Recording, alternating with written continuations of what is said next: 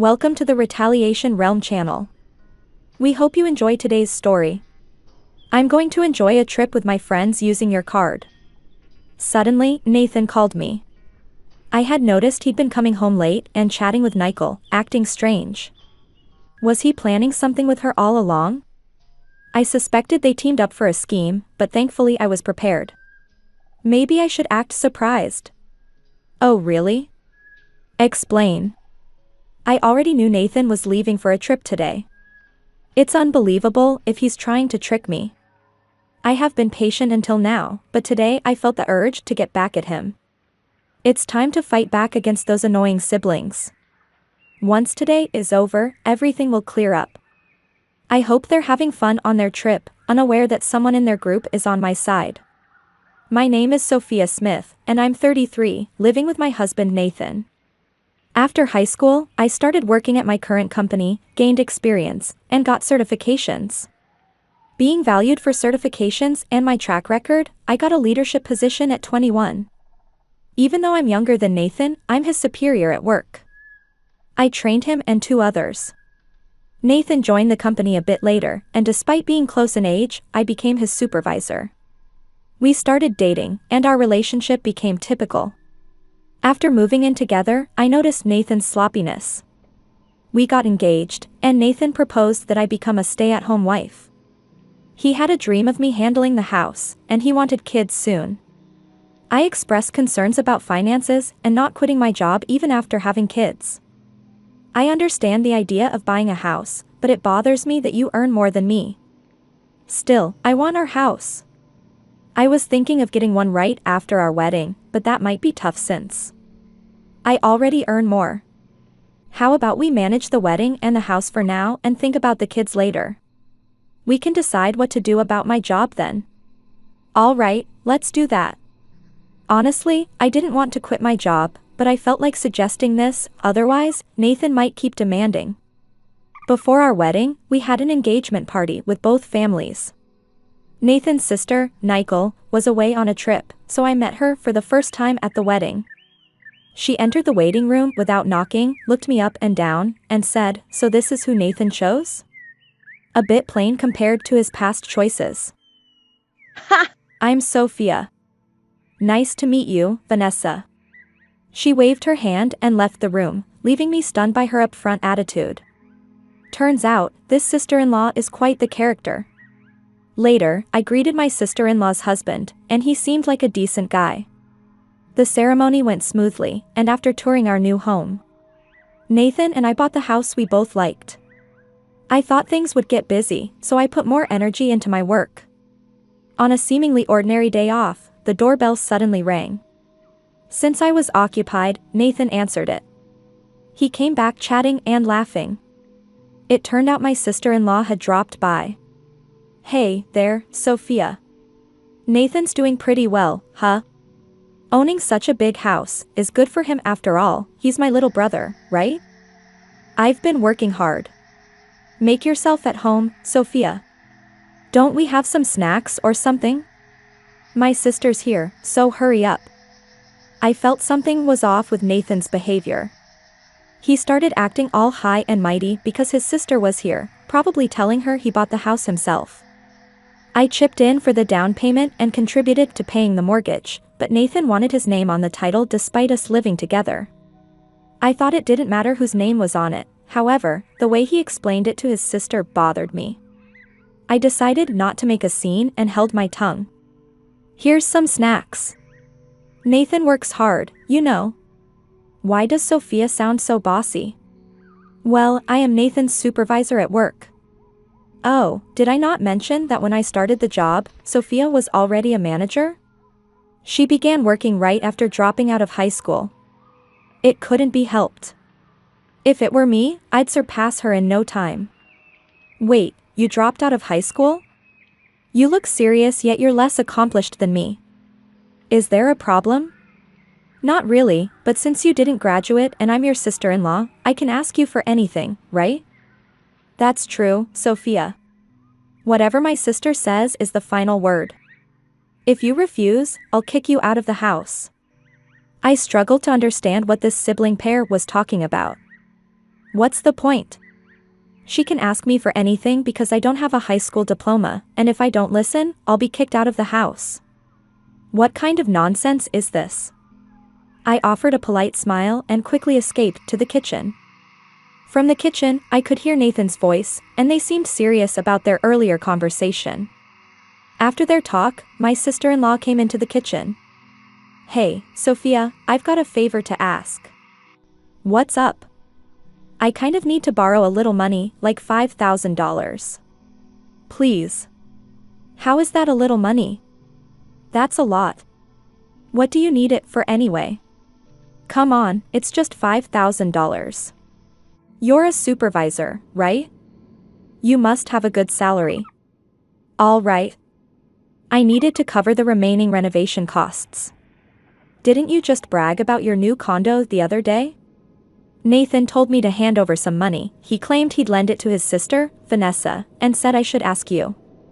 Why would he decide that without asking me? Listen, Sophia.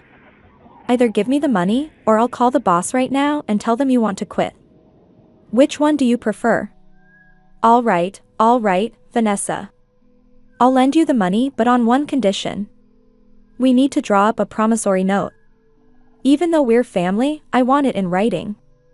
So, when you come to get the money, make sure to bring your ID with a picture, okay? Oh, such a hassle. But fine. If you're going to give me the money, I'll be over tomorrow night. So, I decided to lend my sister-in-law the money. I had this gut feeling that getting her to sign a promissory note was essential. Even though Vanessa grumbled, she did bring everything I asked for the next day. But seriously, I never knew how much Nathan was spoiled by his sister until we got married. It's just ridiculous. I bet no matter what I said, it wouldn't have made a difference. Later on, I found out Vanessa used the money to buy designer stuff. Once I lent her money, she kept asking for more without any hesitation. Of course, I made her sign a note every single time. In a month, she had borrowed about $112,000 from me.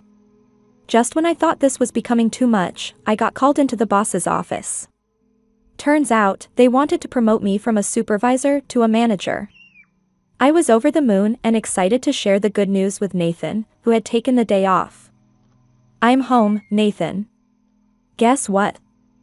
Welcome back, Sophia. You seem excited.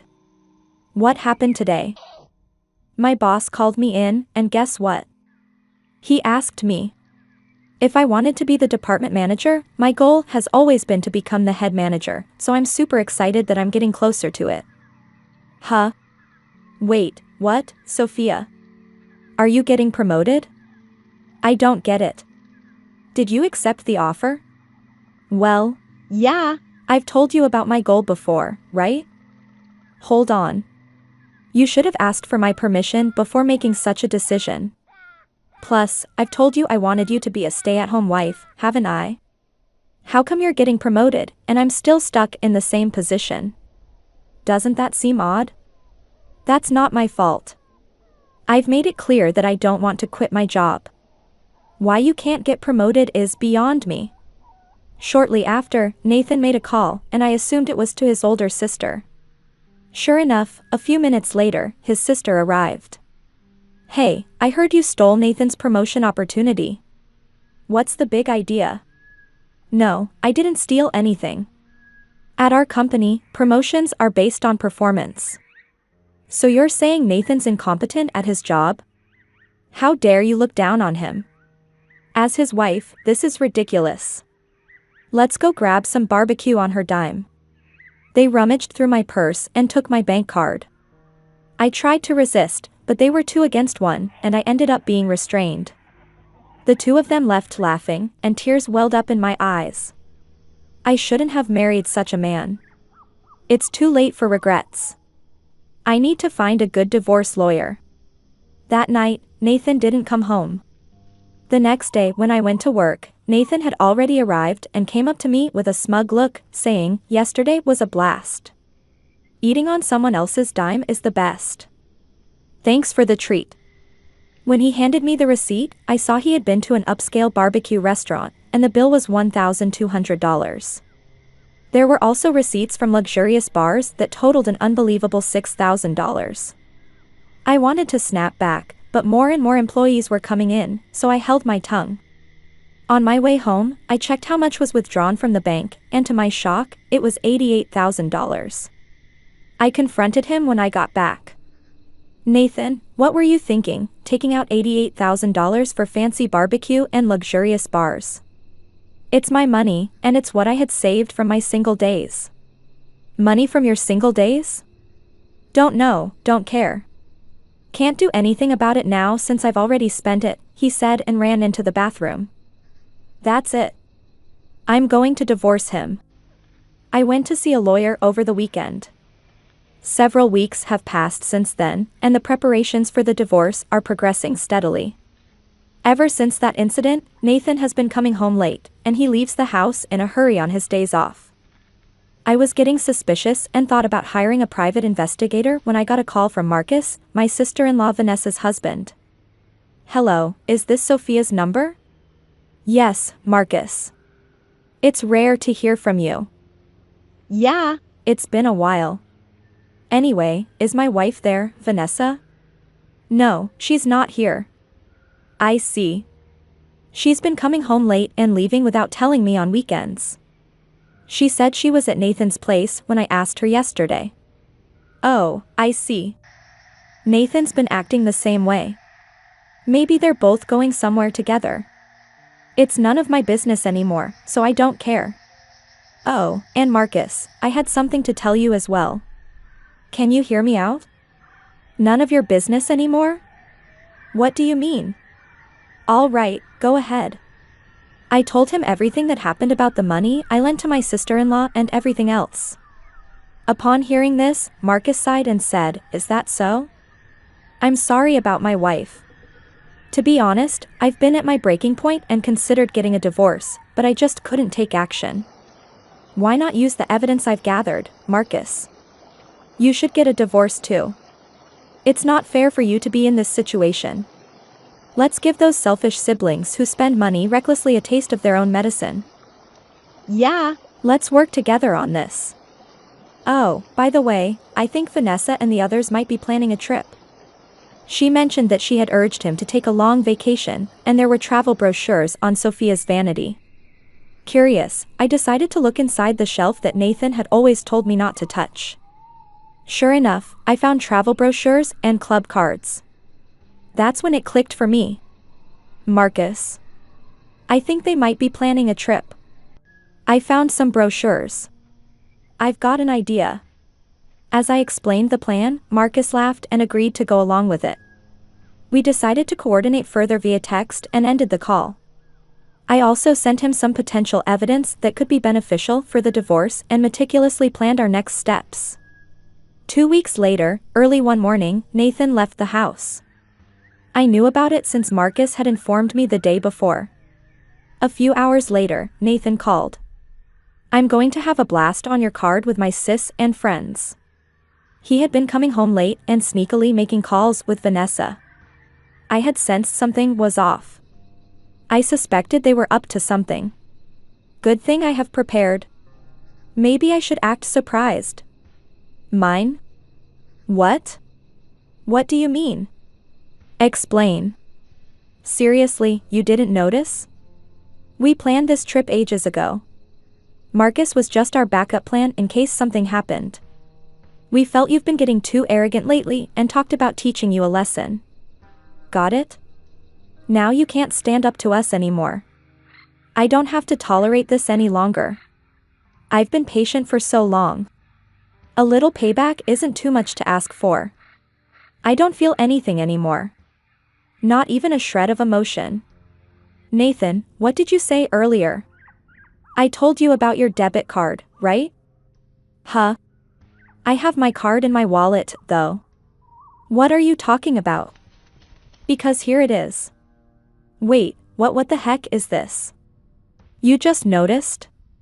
Slow on the uptake, huh? Didn't you take my old gym membership card from the fitness club I used to go to? It's the same color and same stiffness. Oh my god, it does say fitness club. But I swear when I checked it, it was a debit card. Are you sure you didn't just mix them up? Hey, I heard everything because you're on speaker. What's going on? Nathan brought a fitness membership card, but I'm sure I saw my debit card. Ah, so it was a scheme by Vanessa and Nathan, huh? I'm so disappointed. Last night, I switched the debit card with the membership card. Seems like he didn't check this morning and just went with it. What? Dude, what the heck are you playing at? No, I should be the one asking that, Nathan. Tough break, huh? Don't get too cocky just because you're my stepbrother. Got it? You'll remember this when we get back. I've got gifts waiting for both of you. You trying to bribe us? I won't accept anything but cash. Well, we'll see about that. Look forward to it. That's beside the point. What should we do now? Oh, Sophia, can you send me some money? I hung up the phone. I didn't need to hear anymore. Then I got a message from Nathan saying, you better send it, okay? Or worst case scenario, we still have Marcus here, you know.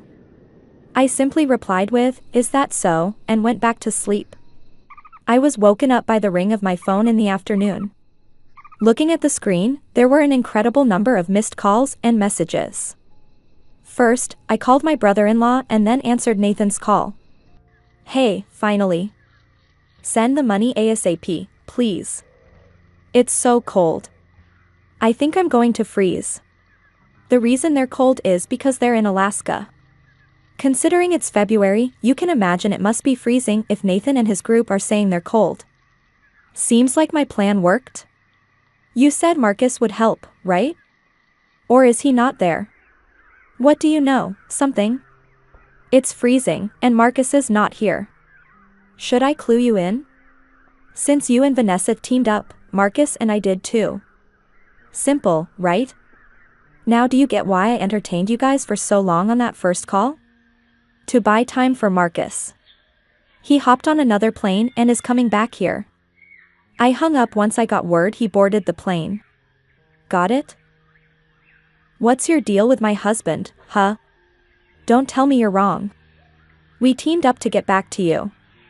Now find your way back. See you. And with that, I hung up. Marcus should be arriving here soon. I decided to call in my lawyer. We had our final meeting regarding the divorce before Nathan and the others would return. Why did I gather everyone here? I was sure Nathan and the group would confront me a few hours later. As soon as Nathan and his group returned, they started yelling. Sophia, hey, what the hell? What were you thinking? Be prepared to move out, okay? Marcus is with you, isn't he? Why did you even come back first? Unbelievable. You okay with me leaving? You apologize, shut it. Sit down. Usually calm Marcus's shouting stunned Nathan and his companions, making them sit down right away. The lawyer promptly handed out his business cards to both of them. Both looked dumbfounded as they stared at the cards. Well, here's a gift from us. Marcus and I handed them a stack of papers. As they read through them, their faces turned pale.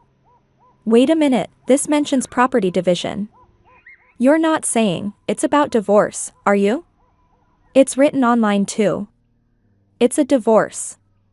What did I do? Divorce has got to be a joke, right? Yeah. Right, Marcus. Let's head home. I'll go first. I've been recording your daily outbursts, after some time, even the call you made from your vacation. Nathan, you don't even know what you did.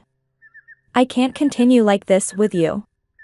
Hold on, are you sure I said it, didn't I? I'm demanding half of the down payment from when we bought the house, the rest of the mortgage, and the repayment of the savings you spent from when I was single. Nickel, you spent the money you borrowed from me and also withdrew from my savings with Nathan, right? You're going to repay that. No, wait, Nathan, didn't you buy this house? And I never borrowed or used any of it. That's a false accusation. Vanessa, please go through everything.